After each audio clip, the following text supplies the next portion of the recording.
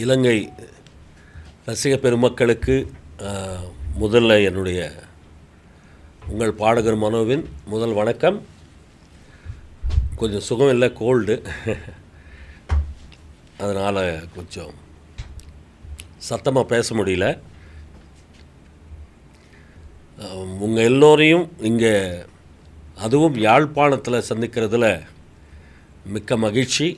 அது கடந்த 40 ஆண்டு காலமாக நான் பாடகராக உங்களுடைய பிளெஸ்ஸிங்ஸோடு தான். கண்டிப்பாக எந்த பாடகர் பாடகி வந்தாலும் அவங்களுக்கு உறுதுணையாக இருந்து உடனே இலங்கைக்கு ஒரு நிகழ்ச்சி கொடுத்து அவங்கள உற்சாகப்படுத்தி அவங்கள என்கரேஜ் பண்ணுறதுல இலங்கை தமிழர்களுக்கு ஈடாக வேறு எதுவுமே இல்லைன்றது உலகமறிந்த உண்மை. அதுதான் எனக்கும் நடந்தது. எனக்கு என் வாழ்க்கையில் நான் சந்தித்த அற்புதமான நண்பர்கள், அற்புதமான நிகழ்வுகள் எல்லாமே இலங்கை ரசிக பெருமக்களோடு தான் நடந்தது. ஸோ இந்த 40வது ஆண்டு கொண்டாட்டம் யாழ்ப்பாணத்தில் ஒரு நிகழ்ச்சி மூலமாக செய்கிறதுல ரொம்ப சந்தோஷம். அது போன வருடமே நாங்கள் கொஞ்சம் பிளான் பண்ணியிருந்தோம். அது லாஸ்ட் மினிட்டில் பிளான் பண்ணதுனால ஒரு நல்ல ஆடிட்டோரியமோ ஒரு பெரிய மைதானம் கிரவுண்டோ கிடைக்கவே இல்லை. லாஸ்ட் மினிட்டில் அது சின்ன ஹாலில் பண்ணால் அது நிறைய பேர் சந்தோஷப்படுத்த முடியாது அப்படின்ற ஒரு காரணத்துக்காக அது மீண்டும் இந்த வருடத்துக்கு நிறைய நண்பர்களோட சப்போர்ட்டோடு நான் இந்த வருடம் முருகனுடைய ஆசீர்வாதத்தோடு, அதாவது இந்த திருவிழா பெரிய கொண்டாட்டம், அதுக்கு இடையில் ஆகஸ்ட் 23ஆம் தேதி அது மத்திய கல்லூரி மைதானத்தில் நமக்கு ஒரு அற்புதமான இடம் கிடச்சிருக்கு. அது என்னுடன் இணைந்து அற்புதமான இன்றைக்கி யங்ஸ்டர்ஸ்க்கு எல்லோருக்கும் பிடித்த கார்த்திக் அவரும் வராரு. அவர் கூட சைந்தவி பிரபல பின்னணி பாடகி, எங்கள் சூப்பர் சிங்கர்லேருந்து இப்போது நிறைய திரைப்பட பாடல்கள் பாடிக்கொண்டு வரும் தீப்தி சுரேஷ் மற்றும் இசை கலைஞர்கள், இலங்கை கலைஞர்களோடு இணைந்து ஒரு அற்புதமாக இந்த நிகழ்ச்சி ஏற்பாடு செய்யப்பட்டிருக்கு. ஆகஸ்ட் 23ஆம் தேதி மக்கள் எல்லோருக்கும் நான் உறுதியாக இங்கே ப்ரெஸ் மூலமாக, மீடியா மூலமாக, இது கண்டிப்பாக போன வருடம் மாதிரி இல்லை, இது ஒரு மாபெரும் பிரம்மாண்டமாக ஏற்பாடு செய்திருக்கணும். என்னோட இணைந்து இத்தனை பேர் வராங்க அப்படின்றது இந்த மண்ணுக்கு நாம் ப்ரெஸ் மீட்டில் உங்கள் எல்லோருக்கும் தெரியப்படுத்தணுன்றதுக்காக தான். உடல்நிலை கொஞ்சம் எனக்கு கோல்டாக இருந்தால் கூட நான் இந்த டேட்டுக்கு ஒரு வாரம் முன்னாடி உங்களுக்கு தெரியப்படுத்தணுன்றதுக்காக வந்திருக்கேன். எல்லோரும் உங்கள் ஆசீர்வாதத்தோடு இந்த 40 ஆண்டு காலம் எத்தனையோ பாடல்கள் உங்களுடைய மனசில் நிற்கிற பாடுறதுக்கு காரணமாக இருந்த உங்களுடைய உற்சாகம், உங்களுடைய சப்போர்ட்டு என்றைக்கும் வேணும் அப்படின்றதுக்காக இந்த நிகழ்ச்சிக்கு எல்லோரும் முருகன் ஆசீர்வாதத்தோடு நல்லூர் அந்த திருவிழா ஒட்டி இந்த நிகழ்ச்சி ஏற்பாடு செஞ்சுருக்காங்க. இது 4 சீசன்ஸ் மற்றும் சிஏசி வழங்கும் ஏற்றியனின் யாழ் மண்ணே வணக்கம் அப்படின்ற பேரில் இந்த நிகழ்ச்சி ஏற்பாடு செஞ்சுருக்காங்க. நிறைய ஸ்பான்சர்ஸ் இதுக்கு சப்போர்ட் பண்ணதுக்கு அவங்க எல்லோருக்கும் என்னுடைய மீடியா மூலமாக நன்றி தெரிவித்துக் கொள்கின்றேன். மக்கள் எல்லோரும் இங்கே எத்தனையோ கண்ட்ரீஸில் இருந்து முருகனுடைய ஆசீர்வாதத்துக்காக இந்த தாய் மண்ணுக்கு திரும்பி வந்திருக்கும் அந்த ரசிக பெருமக்கள் எல்லோருக்கும் ஒரு சின்ன சந்தோஷத்தை கொடுக்கறதுக்கு நாங்கள் எல்லாம் 23ஆம் தேதி ஆகஸ்ட்டு இங்கேயே இருக்கோம் அப்படின்றதுக்கு தெரியப்படுத்துகிறோம். கண்டிப்பாக நீங்கள் எல்லோரும் இந்த அற்புதமான இசை மழையில் நனைய வேண்டும் அப்படின்றது என்னுடைய பணிவான வேண்டுகோள். ஏதாவது கேள்விகள் இருந்தால் கேளுங்க, நான் சொல்கிறேன் கண்டிப்பாக.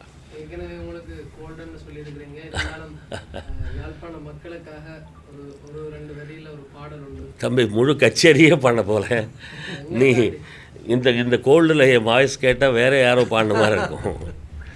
அது உன் சந்தோஷத்துக்கு என்ன பாட்டு வேணும்னு சொல்லு, நான் உங்களுக்காக பாடுறேன்.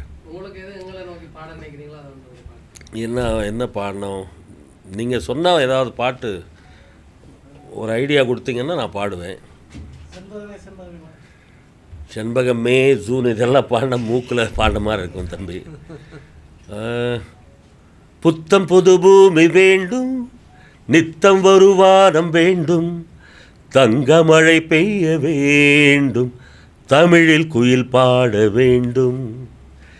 மற்றதெல்லாமே கச்சேரியில் பாடுறதுக்கு முயற்சி பண்ணிகிட்டு இருக்கோம். இப்போ குரல் பத்திரமாக பாதுகாக்கணும். வேறு ஏதாவது கேள்விகள் இருந்தால் நீங்கள் கேளுங்க, சந்தோஷமாக நான் பதில் சொல்கிறேன். தென்னிந்திய திரைப்பட துறையில் பாடல்கள், சினிமா பாடல்களை தவிர்த்து இல்ல பாடல்கள் என்ற ரீதியில் ஆரம்ப காலங்களிலிருந்து மனு வந்த இந்த ஈழத்தமிழர்களில் அனைவருக்கும் தெரிந்த பெயர். ரொம்ப சந்தோஷம். அந்த ரீதியில் அந்த வரலாறு படைத்த பாடல்கள் இன்றும் கேட்கக்கூடிய இருக்கும். அதை நினைத்து இந்த மக்கள் வழிப்பயணம் அமையும் என்ற ரீதியில் இனிவரும் காலங்கள் நீங்கள் அப்படியான பாடல்களை பாடுவீர்கள்? கண்டிப்பாக பாடுவேன். அந்த நேரத்தில் எனக்கு அந்த பாடல்கள் கிடைத்தது என்னுடைய பாக்கியமாக நான் நினைக்கிறேன். அது இன்றைக்கி வரைக்கும் மக்கள் மனசில் அப்படியே நிற்கிது. அதையும் இன்னும் சந்தோஷம். அது மட்டும் இல்லை, அந்த பாடல்கள் பாடும்போது இருந்த நண்பர்கள் நிறைய பேர் இந்த மண்ணில் இல்லை, எந்தெந்த கண்ட்ரிலேயோ இருக்காங்க. அவங்க எல்லோருடைய நினைவுக்கு கொண்டு வந்ததுக்கு உங்களுக்கு ரொம்ப நன்றி. கண்டிப்பாக அது போன்ற அற்புதமான பாடல்கள் பாடக்கூடிய வாய்ப்பு எனக்கு கிடைத்த பிறகு தான் நிறைய பேருக்கு கிடைச்சதுன்றது தான் உண்மை. முதல் பாடகர் நான் தான் அப்படின்றது ஒரு பெரிய சந்தோஷம். கண்டிப்பாக அந்த பாடல்கள் எப்போ பாடினாலும் ஒரு மனசுக்கு நிம்மதியாக இருக்கும். நல்ல கேள்வி கேட்டீங்க, ரொம்ப சந்தோஷம். நன்றி. 40 வருட காலத்தில் எத்தனை பாடல்கள் நீங்கள் பாடி? திரைப்பட பாடல்கள் தமிழ் ஒரு 10,000க்கு மேலே இருக்கும். கன்னடா பாஷை மற்றும் தெலுங்கு, ஹிந்தி, இது போன்ற எல்லா லாங்குவேஜஸும் கலந்து 25,000த்துக்கு மேலாக திரைப்பட பாடல்கள் எங்களுடைய சினிமா யூனியன் படி கணக்குப்படி 25,500 பாட்டுக்கு மேலாகவே நான் பாடின அந்த சந்தர்ப்பம் இந்த 40 ஆண்டு காலத்தில் நிறைய படங்கள் அவங்க தயாரித்ததுனால என்ன மாதிரி பாடகர்களுக்கு நிறைய வாய்ப்புகள் கிடைச்சிது. அதுபோல் இன்றைக்கி நிறைய படங்கள் தயாரிக்கிறது இல்லை. ஒருவேளை அப்படி இருந்தால் கூட இத்தனை பாடல்கள் ஒரு படத்தில் 6 பாட்டு இருந்தால் 6 பாட்டு நான் பாடின அண்ணன் எஸ்பிபி அவர்களுக்கு பிறகு ஆம்பளை குரல் ஒரு படத்தில்னா கம்ப்ளீட் 6 பாட்டு ஒரே குரல் பாடின வாய்ப்புகள் எனக்கும் கிடச்சிருக்கு நிறைய படங்கள். அதே மாதிரி எங்கள் ஊர் பாட்டுக்காரன், அதே மாதிரி நீங்கள் பாண்டியன் ரஜினி சாருக்கு, இந்த மாதிரி நிறைய ராஜாதி ராஜா அதில் 5 பாட்டு பாடிருக்கேன். அண்ணன் எஸ்பிபி அவர்கள் ஒரு பாட்டு பாடிருப்பார். ஸோ இது போல் பார்த்திங்கன்னா இனிமே ஒரு 5 பாட்டோ 6 பாட்டோ ஒரு பாடகருக்கு ஒரு படத்தில் பாடுறதுக்கு வாய்ப்பு கிடைக்கிறதுன்றது மிக கஷ்டமான ஒரு விஷயம். ஒரு பாட்டு 4 பேர் பாடக்கூடிய காலகட்டத்தில் இருக்கிறோம் நம்ம. ஸோ இன்றைக்கி நம்ம என்னை விட நல்லா பாடுற திறமையுள்ள பாடகர்கள் நிறைய பேர் வந்தாலும் அந்த திரைப்பட அப்படின்றது போகாமல் என்னுடைய பணிமானம் வேண்டுகோள் என்னென்னா, இன்றைக்கி மீடியா அவங்களுக்கு யூடியூப் இந்த மாதிரி நிறைய பிளாட்ஃபார்ம் கிடைச்சதுனால அதில் அவங்க பக்தி பாடல்கள், இல்லை நாட்டுப்புற பாடல்கள், இல்லை வெஸ்டர்ன் அவங்களுடைய திறமை காட்டுறதுக்கு நிறைய பிளாட்ஃபார்மில் நிறைய ஆப்பர்ச்சுனிட்டிஸ் இருக்கிறதுனால திறமை உள்ளவங்கெல்லாம் அந்த மாதிரி தயார் பண்ணணும். சினிமா மட்டுமே நம்பி இல்லாமல் இன்றைக்கி நிறைய பேர் அந்த மாதிரி போயிட்டுருக்காங்க. இன்னும் வரக்கூடிய வழி தெரியாத சில பேர் இருப்பாங்க, இன்னோசென்ட் பீப்புள். அவங்களுக்கு என்னுடைய வேண்டுகோள் என்னென்னா, உங்களுடைய திறமை இதோடு நிற்கக்கூடாது. ஏன்னா இறைவன் கொடுத்த அந்த அற்புதமான குரல் எல்லோருக்கும் சேர வேண்டும் என்றால் நீங்கள் இந்த மீடியா, இந்த சோஷியல் மீடியா மூலமாக எத்தனையோ பிளாட்ஃபார்ம்ஸ் இருக்குது. அது நண்பர்கள் கூட கேட்டு தெரிஞ்சுக்கிட்டு அதில் உங்கள் திறமையை வெளிப்படுத்தினா கண்டிப்பாக அதை பார்த்து யாரோ ஒருத்தர் உங்களுக்கு ஒரு நல்ல வாய்ப்பு கொடுக்கறதுக்கு வாய்ப்பு இருக்குது. சரிகம சீ தமிழாக இலங்கையில் இருந்து ஆமாம், சினிமா துறையில் வாய்ப்புகள் வழங்குறது கண்டிப்பாக வரும். பட் அங்கே இருக்கணும் சார். அங்கே இருந்து அங்கே வந்து அவங்க இசையமைப்பாளர்களை சந்திக்கணும். அது ஜீ மூலமாக எல்லோருக்கும் இல்லை, நம்ம ஸ்டார் விஜய் மூலமாக இந்த இந்த இந்த டிவி ப்ரோக்ராம்ஸ் மூலமாக, ரியாலிட்டி ஷோஸ் மூலமாக புகழ் பெறலாம். பட் அங்கே உட்கார்ந்து அவங்க வந்து அந்த இசையமைப்பாளர்களை தொடர்பு பண்ணுறதுக்கு உண்டான வழியை அவங்க வந்து நேரம் ஒதுக்கணும். சில பேருக்கு உடனே கிடைக்கும் அவங்களுடைய லக்கு, சில பேருக்கு தாமதமாக வரத்துக்கு அவங்களுடைய முயற்சி தேவைப்படுது. ஸோ அது அப்படி அவங்க முயற்சி செஞ்சால் கண்டிப்பாக வாய்ப்பு கிடைக்கும். இதுவரை யாருக்கும் வாய்ப்பு கிடைத்திருக்கு? அதுக்கு காரணம் சின்ன குழந்தைங்களுக்கெல்லாம் அந்த மாதிரி இன்றைக்கி ஹீரோயினுக்கு பாடக்கூடிய வாய்ப்புகள் அந்த மாதிரி சுச்சுவேஷன் அமைஞ்சால் கண்டிப்பாக கொடுப்பாங்க.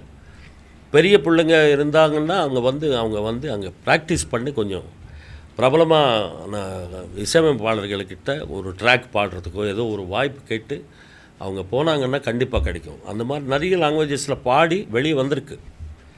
நம்ம பிள்ளைங்களுக்கு வரும் நிச்சயம். இந்த மாற்றத்தை வந்து நீங்கள் எப்படி பார்க்குறீங்க? இப்போ 40 வருடமா வந்து நீங்கள் இந்த இசைத்துறையில் பயணித்து கொண்டிருக்கீங்க. இப்போ வந்து இந்த படங்களில் வந்து பாட்டுகள் இல்லாத படங்கள் கூட வருது. ஆமாம், 6 படங்கள் பாட்டு இருந்த காலத்தில் இருந்து வருது. அதே நேரம் வந்து ஆங்கில படம் மாதிரி ஆயிடுச்சு. இண்டிபெண்டன்ட் ஆர்டிஸ்ட்கள் வந்து நிறைய பேர் வந்திருக்காங்க. ஆமாம், ஸோ பாரம்பரிய இசையில இருந்து வந்த ஆக்கள் இருந்து இப்போ இண்டிபெண்டன்டாக வந்து நிறைய பேர் வந்தாச்சு. இந்த மாற்றங்கள் வந்து எவ்வாறு இசைத்துறையில் வந்து தாக்கம் செலுத்துறது அதை நீங்கள் எப்படி பார்க்குறீங்க? ஏற்றுக்கொள்ள வேண்டியது தான். வேறு என்ன செய்ய முடியும்? நம்ம என்னென்னா சினிமான்றது இது வந்து கலைத்துறை வந்து யாருக்கும் சேர்ந்தது கிடையாது, இது எல்லோருக்கும் சேர்ந்தது. அதில் உங்கள் திறமை இருந்தால் உங்கள் காலகட்டம் எவ்வளோ இருக்கோ அது வரைக்கும் நீங்கள் பயணம் செய்யலாம். இதுக்கு இடையில் இன்னொருத்தர் வந்தாருன்னா அவர் பின்னாடி நீங்கள் போகலாம். பட் முயற்சின்றது கண்டிப்பாக நம்ம வந்து அந்த முயற்சின்றால் உங்களுடைய ப்ராக்டிஸ் விடக்கூடாது. அது என்றைக்கு வேணும்னாலும் எந்த ரூபத்தில் வேணும்னாலும் உங்களை நிற்க வைக்கிறதுக்கு ஒரு வாய்ப்பு இருக்குது. அது விடக்கூடாது. இன்றைக்கி நான் அதுதான் சொல்ல வந்தேன். சினிமா மட்டுமே நம்பி இல்லை. இன்றைக்கி மீடியாவில் வந்து நம்ம யூடியூப் மூலமாக அவங்க சொந்த சேனல் வச்சுக்கிட்டு நிறைய பேர் நம்ம சூப்பர் சிங்கர் மூலமாக வந்தவங்க பக்தி பாடல்கள், நாட்டுப்புற பாடல்கள் பாடி அவங்க குடும்பம் நடத்துகிறாங்க. அது மூலமாக அவங்க சொல்லி தான் எனக்கு தெரிஞ்சது. ஓ, அந்தளவுக்கு உங்களுக்கு வருமானம் இருக்கா அப்படின்னு நான் கேட்டேன். ஸோ இந்த மாதிரி நமக்கு அறியாத நிறைய பேருக்கு ஒவ்வொருத்தருக்கும் ஒவ்வொரு டேஸ்ட் இருக்கும். அதனால் இவங்களுடைய திறமை அந்த மாதிரி வெளிப்படுத்துறதுக்கு இன்றைக்கி வந்து பியூட்டிஃபுல்லாக இன்றைக்கி மீடியா வந்து சோஷியல் மீடியா அவ்வளோ கொடுத்துருக்கு. அது நல்ல வகையில் நம்ம பயன்படுத்திக்கலாம். அதுதான் எனக்கா ரொம்ப கஷ்டப்பட்டேன் சார். நான் ரொம்ப கஷ்டப்பட்டு அசிஸ்டண்ட்டாக ஒர்க் பண்ணி கிட்டத்தட்ட எம்எஸ் விஸ்வநாதன் ஐயா கிட்டேயே நான் வந்து 3 வருஷம் நான் 13 வயசில் அவர்கிட்ட துணை இசையமைப்பாளராக போகிறேன். அது சின்ன அசிஸ்டண்ட்டாக ஜாயின் பண்ணேன். அங்கே ஒர்க் பண்ணி அங்கே ட்ராக் பாடுறதுக்கே 1.5 வருஷம் ஆச்சு. ட்ராக் அப்படின்றது என்னென்னா இசை கலைஞர்களோட முதல் அந்த மெயின் சிங்கர்ஸ் வரதுக்கு முன்னாடி நம்ம பைலட்டு சிங்கிங் நம்ம பாடி அவங்க ப்ராக்டிஸ் பண்ணுவாங்க. வயலின் வாசிப்பாங்க இல்லையா, அந்த மாதிரி குரல். அதுக்கப்புறம் மெயின் சிங்கர்ஸ் வந்து மிக்ஸ் பண்ணுவாங்க. அந்த மாதிரி வாய்ப்புக்கே 1.5 வருஷம் ஆச்சு. அப்போது இன்றைக்கி வந்து நம்ம வந்து ஒரு திரையில் வந்தால் உலகம் முழுக்க போகிறாங்க. பட் அது நிரந்தரம் அல்ல, அது தெரிஞ்சுக்கணும்.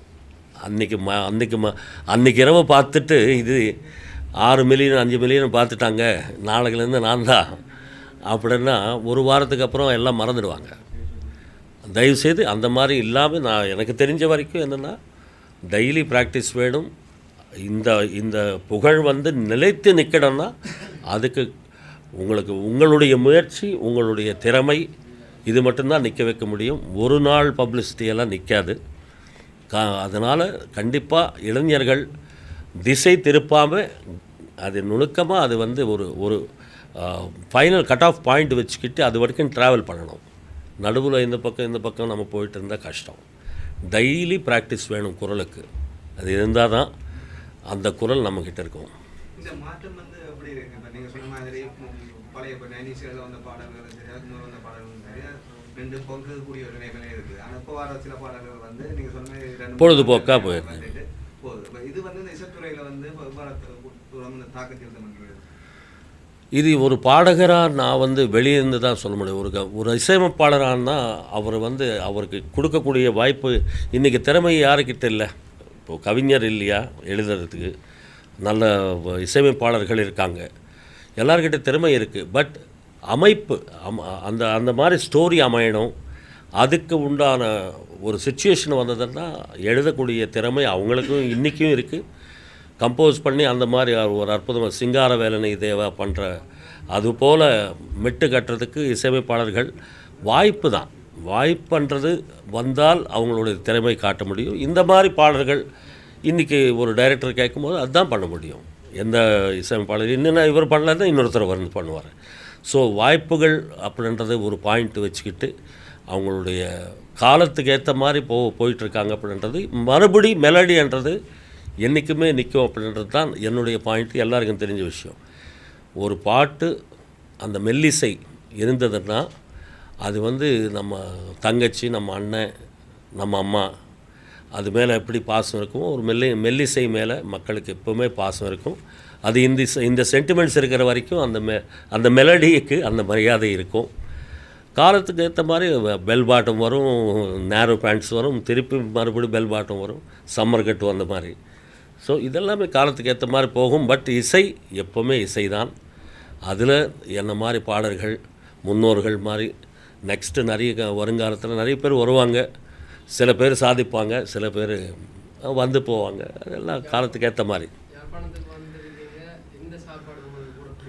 நான் இதுவரை சாப்பிடல தம்பி, இப்போ தான் ஃப்ரைட் ரைஸ் சாப்பிட்டேன். யாழ்ப்பாணம் சாப்பாடு இனிமேல் தான் சாப்பிடணும். எனக்கு நைட்டுக்கு இரவுக்கு வாங்கி தரேன் நாங்கள். இல்லை இங்கே வந்து இதுக்கு முன்னாடி நான் வந்திருக்கேன் இல்லையா, நிறைய யாழ்ப்பாணத்துக்கு வரல, கொழும்பு அந்த சைடு ப்ரோக்ராம்ஸ் வரும்போது மீன் குழம்பு நல்லா ரசித்து சாப்பிட்லாம். எல்லாமே இந்த இந்த இந்த இந்த இது இது ஒரு ஸ்டைல் ஆஃப் ஃபுட்டு. இதில் ஒரு பாசம் இருக்கும். எல்லாம் சாப்பாடு பிரியர்களுக்கு எல்லாமே பிடிக்கும். ஆமாம்மா, இப்போ தான் நேற்று கூலிக்கு தெலுங்கு பேசினேன். சார் அவருக்கு ஒரு லாங்குவேஜில் நான் வந்து ஒரு ரெப்ரசன்டேட்டிவாக இருக்கிறதுன்றது பெரிய வாய்ப்பு. ஒரு 2-3 ஹிந்தி படம் கூட நான் பேசியிருந்தேன். அதாவது கோச்சடையான் ஹிந்தியில் பேசினேன். அப்புறம் ரோபோ ஃபஸ்ட்டு ரோபோ 0.0 இதெல்லாம் இல்லாமல் ரோபோ வந்தது இல்லையா, அதுக்கும் ஹிந்தி பேசினேன். பட் அவங்களுடைய ஒர்க்கிங் ஸ்டைல் வந்து 1 மாதம் 25 நாள் அப்படி போகுது டப்பிங். ஸோ அதனால் தெலுங்கு மட்டும்தான் நான் பேசுவேன். தெலுங்கு நான் வந்து சாருடைய ஸ்பீடுக்கு, ரஜினி சாருடைய அந்த ஸ்பீடு வந்து அந்த ஹிந்தியில் எப்படி சொல்லியிருக்கேன்னா, கோச்சடை यही कला दिखाने के लिए पैदा हुआ है ये कोचड़ियान दिन हो या रात இப்படி எல்லாம் ஃபாஸ்ட்டாக அவருடைய ரெண்டரிங் அந்த மூடுக்கு போகிறதுக்கே ஒரு 5 to 10 minutes ஆகும். அது ஆரம்ப காலத்தில் 2 நாள் 3 நாள் டைம் எடுத்து ஒரு 2 சீன் முடித்தேன். இப்போது அவருடைய ஸ்பீடு பழகிறதுனால ஒரு 35 வருஷமாக பாஷா படத்துலேருந்து பேசிகிட்ருக்கேன் தெலுங்கு பாஷை. ஸோ ஒரு 3.5 நாளில் படம் முடிச்சிட்டேன். கூலியில் பெரிய டைலாக்ஸ் ஒன்றும் இல்லை. இல்லை அது இல்லை. எட்ரா கொக்கி அப்படின்னுவார், அது தீரா கொக்கி அப்படின்னு. அது அந்த லாங்குவேஜ் தெலுங்கில் பேசும்போது தீரா கொக்கி அப்படின்னு. ஸோ ஒவ்வொரு படத்துக்கும் அவருடைய வாய்ஸ்க்கு ஏற்ற மாதிரி அவருடைய அந்த ரெண்டரிங்கு இருந்ததுனால கண்டினியூ பண்ணுறாங்க. அந்த வாய்ஸ் என்னமோ செட் ஆயிடுச்சு அவருக்கு. ரொம்ப மகிழ்ச்சி அவர் அந்த மாதிரி ஒரு கிரேட் ஆர்டிஸ்ட்டுக்கு. தமிழ்நாட்டில் இப்போ ரியாலிட்டி ஷோக்கள் மூலமாக திரைப்படத்துக்கு பாடக்கூடிய ஆட்கள் நிறைய செலக்ட் ஆகிறாங்க. ஆமாம்மா, இந்த ரியாலிட்டி ஷோக்கள் ஃபேமஸ் ஆகிறதுக்கு முதல் வந்து கிராமப்புறங்களில் இருக்கிறவர்கள் படிப்படியாக சென்று திரை உலகத்தை அடையக்கூடிய சூழ்நிலை இருந்தது. ஆமாம்மா, இப்போ ரியாலிட்டி ஷோ நடத்துகிற டெலிவிஷன் சேனல்ஸ் எல்லாமே ஏற்கனவே பாடினவங்க, ஏற்கனவே பிரபலமாக இருக்கிறவர்களை தான் அதிகமாக ஃபோக்கஸ் செய்யக்கூடிய சூழ்நிலை. இந்த கிராமப்புறங்கள் இருக்கிற அல்லது இயல்பாகவே பாடக்கூடிய திறமை இருக்கிறவர்கள் இதனால் பாதிக்கப்படுறாங்களா அல்லது இது ஒரு அட்வான்டேஜா? இல்லை அந்த மாதிரி வந்தவங்க 10 முழு அவங்க வந்து ஒரு இசை அறிவு இல்லாமல் அவங்களுக்கு ஊரில் அவங்களுக்கு அந்த மாதிரி வாய்ப்புகள் இல்லாமல் சில பேர் வராங்க. பட் அவங்களுடைய கிராஸ்பிங், அதாவது ஒரு டியூன் சொல்லி கொடுத்தா உடனே அது வந்து கிராஸ்ப் பண்ணக்கூடிய டேலண்ட்டு சில பேருக்கு தான் இருக்குது. அது நீங்கள் பார்த்துருக்கீங்க. அது சில பேர் செந்தில் ராஜலட்சுமி அந்த மாதிரி சில பேர் முன்னுக்கு வந்திருக்காங்க. சில பேர் டேலண்ட் இருந்தும் அவங்களுடைய ஸ்பீடு பிக்கப் இல்லாததுனால கொஞ்சம் பின் தங்கியிருக்காங்க அப்படின்றது உண்மை. பட் எது இருந்தாலும் முறைப்படி அவங்க வந்து மேல் வரணும்னா கொஞ்சம் இசை கற்றுக்கிட்டால் நல்லாயிருக்கும். இந்த மாதிரி மேடை கிடைக்கும்போது இது ஒரு பெரிய வாய்ப்பு இல்லையா? இதிலிருந்து அவங்க வந்து திருப்பி அவங்க ஊருக்கு போகும்போது 1000 ரூபாய் வாங்கிட்டு இருக்கிற ஒரு ஆர்டிஸ்ட்டு டிவியில் வந்த பிறகு அங்கே திரும்பி போகும்போது 20,000 கொடுக்குறாங்க. அந்த 20,000 செலவு பண்ணக்கூடாது, இசைக்கு செலவு பண்ணணும். இசை மேலே அவங்க செலவு பண்ண அது ஒரு 2 வருஷம் கஷ்டப்பட்டாங்கன்னா மேற்கொண்டு அவங்களுக்கு ஒரு வாய்ப்பு வர்றதுக்கு வாய்ப்பு இருக்குது. அது நம்ம சொல்கிறதுக்குள்ளே அவங்க ஊருக்கு போயிடுறாங்க. அந்த 20,000 வந்த உடனே சந்தோஷப்படுறாங்க. பட் அந்த ப்ராப்ளமாக ஆகிறதுக்கு காரணம் இந்த மீடியாவை பயன்படுத்திக்கிட்டு இன்னும் முன்னுக்கு வரத்துக்கு முயற்சி பண்ணணும் அப்படின்றது என்னுடைய பணிவான ஒரு அவங்க தாழ்மையான வேண்டுகோள். இப்பொழுது இந்தியாவில் இருக்கக்கூடிய நடிகர்கள், துணை நடிகர்கள் அதிகமாக வந்து இங்கே பங்கு பெற்றுட்டு போகிற மாதிரியான சூழ்நிலைகள் இருக்குது. ஈழத்து கலைக்கு அல்லது ஈழத்து சினிமா, ஈழத்து திரைப்படங்கள் உருவாக்கத்தில் உங்களோட பங்களிப்பு தேவைப்படுற பட்சத்தில் அதில் நீங்கள் நிதியை முன்னிலைப்படுத்தாமல் பங்களிக்கக்கூடிய வாய்ப்புகள் இருக்குது. கண்டிப்பாக. அப்போவும் அதுதான் நம்ம முதல்ல வந்து சப்போர்ட் பண்ணிட்டோம் இல்லையா? எனக்கு வந்து இங்கேருந்து பெரிய பாராட்டெல்லாம் அமைச்சிருந்தாங்க காசியானன் மூலமாக. எனக்கு வாணிஜீரம் அம்மாவுக்கும் டிஎல் மகாராஜன் சாருக்கும் சௌந்தர்யன் இசையமைப்பாளர் எல்லோருக்கும் நாங்கள் வந்து அப்போது வந்து காசு எதிர்பாராமல் அவங்க சொன்ன ஒரு உணர்ச்சிக்கு அந்த நாங்கள் வந்து செஞ்சு கொடுத்தோம். அது செஞ்சு கொடுத்ததுக்கு திருப்பி மரியாதை செஞ்சாங்க. அந்த மாதிரி என்றைக்கு வந்தாலும் இங்கேருந்து இந்த மண்ணிலேருந்து ஒரு டேலண்ட் வருதுன்னா நம்ம டிவிலேயே பார்த்துருப்பீங்க நான் எப்படி உற்சாகப்படுத்துவேன்றது. ஸோ வந்தாங்கன்னா என்றைக்குமே என்னுடைய சப்போர்ட்டு முழுமையாக இருக்கும் அப்படின்றது நான் மனதார சொல்லிக்கிறேன். ஈழத்தமிழர்கள் உலகம் எல்லாம் பறந்து வாழ்கிறாங்க, அவங்க கலையும் வளர்ந்துட்டு ஈழத்தமிழர்கள் பற்றின உங்களோட பார்வை என்ன பொதுவாக?